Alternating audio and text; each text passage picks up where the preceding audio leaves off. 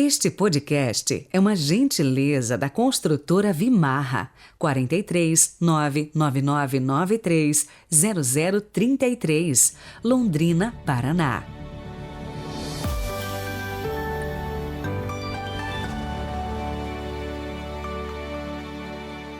Olá, sejam muito bem-vindos a esta semana. Hoje é segunda-feira, 7 de março de 2022.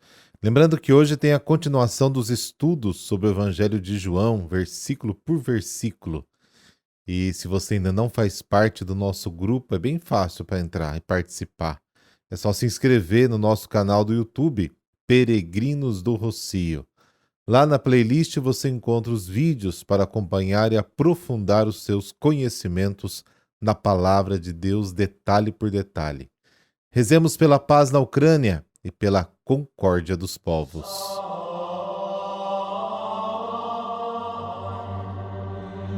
Pelo sinal da Santa Cruz, livrai-nos Deus, nosso Senhor, dos nossos inimigos.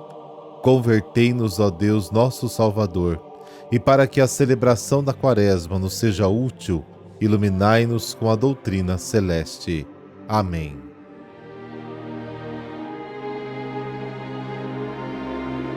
Mateus, capítulo 25, versículos de 31 a 46. O Senhor esteja convosco, Ele está no meio de nós. Proclamação do Evangelho de Jesus Cristo segundo Mateus. Glória a vós, Senhor.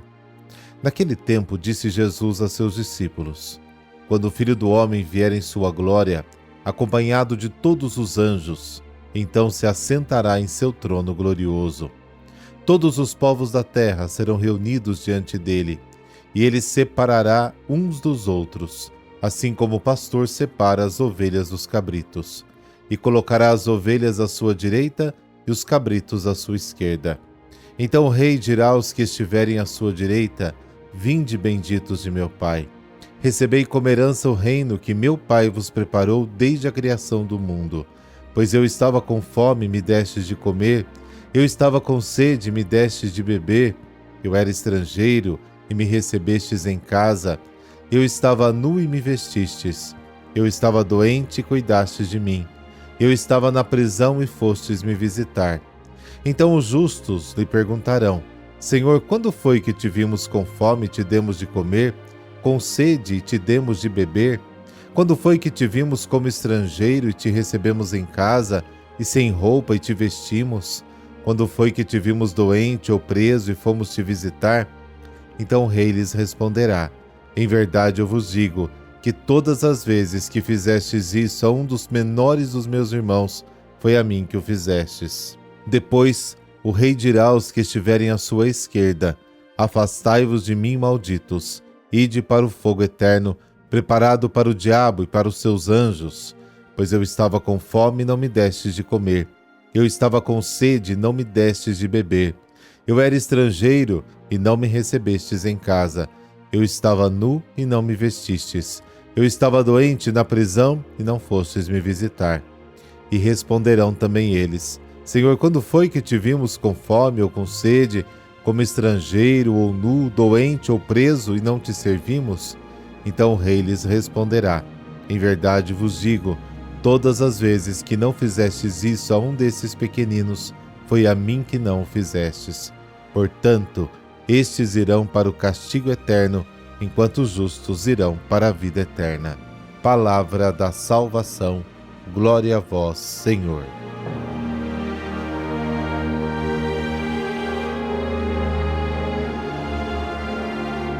O Evangelho de Mateus apresenta Jesus, o novo Messias.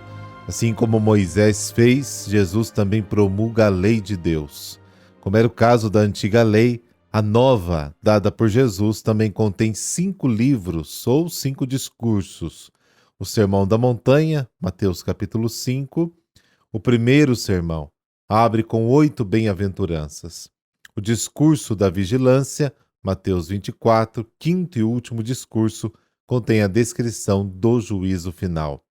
As bem-aventuranças descrevem a porta de entrada para o reino, enumerando 8 categorias de pessoas: os pobres de espírito, os mansos, os aflitos, os que têm fome e sede de justiça, os misericordiosos, os puros de coração, os pacificadores e os perseguidos por causa da justiça. A parábola do juízo final nos diz o que devemos fazer para possuir o reino: acolher os famintos, os sedentos, os estrangeiros, os nus, os doentes e os presos. A abertura do juízo final. O Filho do Homem reúne as nações do mundo ao seu redor. Separa as pessoas como o pastor faz com as ovelhas e os cabritos. O pastor sabe discernir. Ele não está errado. Ovelhas à direita, cabritos à esquerda. Jesus não está errado. Jesus não julga nem condena. João capítulo 3. Ele apenas separa.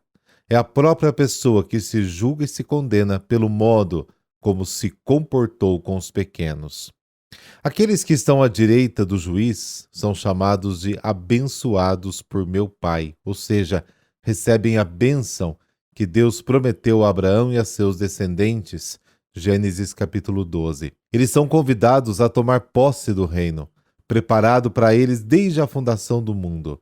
O motivo da sentença é a seguinte: eu estava com fome, era estrangeiro, estava nu, doente, prisioneiro, e você me acolheu e me ajudou.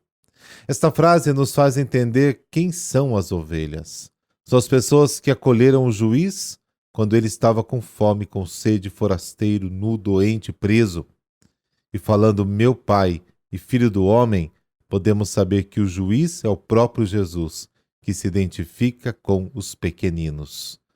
No Evangelho, fala do rei, o rei juiz. Aqueles que acolheram os excluídos são chamados de justos.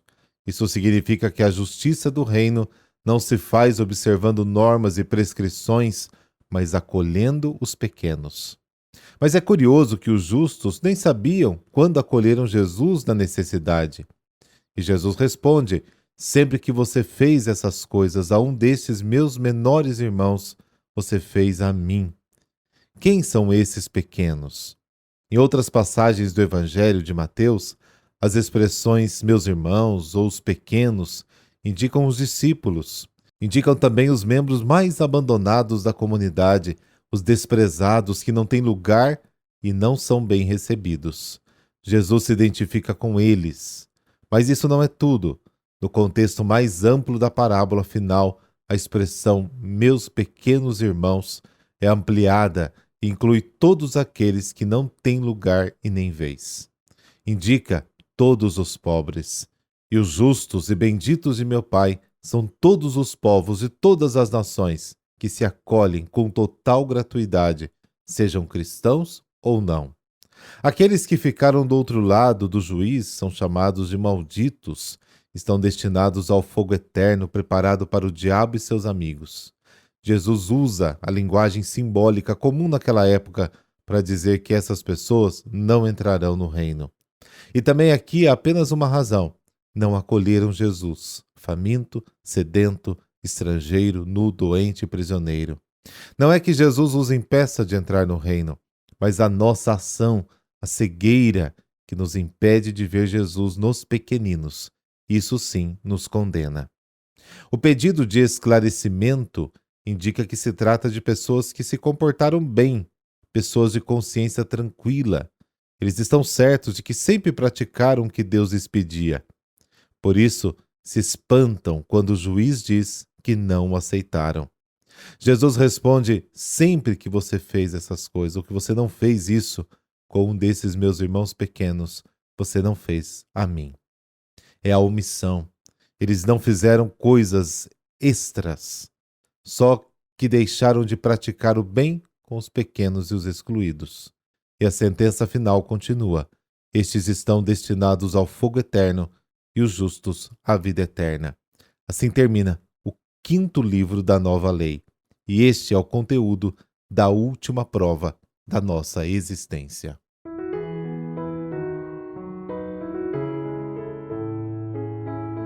E hoje a igreja celebra as santas Perpétua e Felicidade.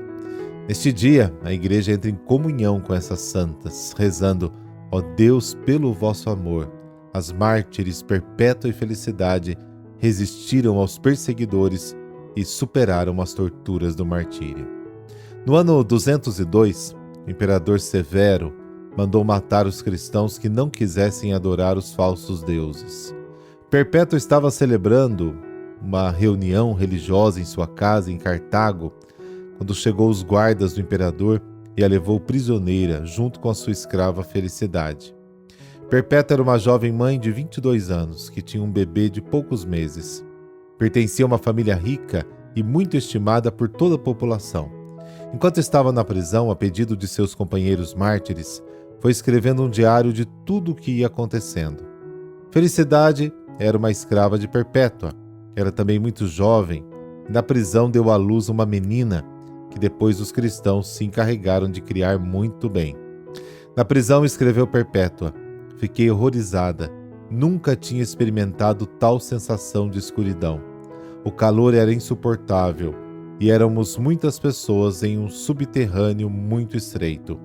Parecia que ia morrer de calor e de asfixia e sofria por não poder ter junto a mim o meu filho, que era de tão poucos meses e que necessitava tanto de mim. O que eu mais pedia a Deus era que nos concedesse a graça de sofrer e lutar por nossa fé. Então chegou seu pai, o único da família que não era cristão, e de joelhos lhe rogava e lhe suplicava que não persistisse em chamar-se cristã, que aceitasse a religião do imperador, que o fizesse por amor a seu pai e a seu filhinho. Ela se comovia intensamente, mas terminou dizendo-lhe: pai, como se chama esta vasilha que há aqui na frente? Uma bandeja, respondeu o pai. Pois bem, essa vasilha deve ser chamada de bandeja, e não de pote ou colher, porque é uma bandeja. E eu que sou cristã, não posso me chamar pagã, nem de nenhuma outra religião, porque sou cristã e o quero ser para sempre. E acrescenta o diário escrito por Perpétua: meu pai era o único da minha família que não se alegrava porque nós íamos ser mártires por Cristo. Felicidade, grávida, alcançou a graça que pedia, já que seu filho nasceu antes do martírio. Um carcereiro debochava dizendo: agora se queixa pelas dores do parto, e quando chegarem as dores do martírio, o que fará? Ela respondeu-lhe: agora sou fraca porque sofro a minha pobre natureza, mas quando chegar o martírio, a graça de Deus me acompanhará e me encherá de força. E encheu-se de júbilo por poder sofrer o martírio juntamente com seus companheiros. Batizadas na prisão, Santas Perpétua e Felicidade foram condenadas pela firmeza da fé. Foram lançadas na arena, onde uma vaca furiosa as feriu. Ao ver a jovem mãe atirada de um lugar para o outro e o leite gotejando de seus seios, o povo horrorizou-se, pedindo o fim do espetáculo. Depois disso, foram degoladas. O ano era de 203. Deus Todo-Poderoso, que destes às mártires Santas Perpétua e Felicidade a graça de sofrer pelo Cristo, ajudai também a nossa fraqueza, para que possamos viver firmes em nossa fé, como elas não hesitaram em morrer por vosso amor. Por Cristo nosso Senhor. Amém. Por intercessão de Santas Perpétua e Felicidade, dessa bênção de Deus Todo-Poderoso, Pai, Filho, Espírito Santo. Amém. Excelente semana para você.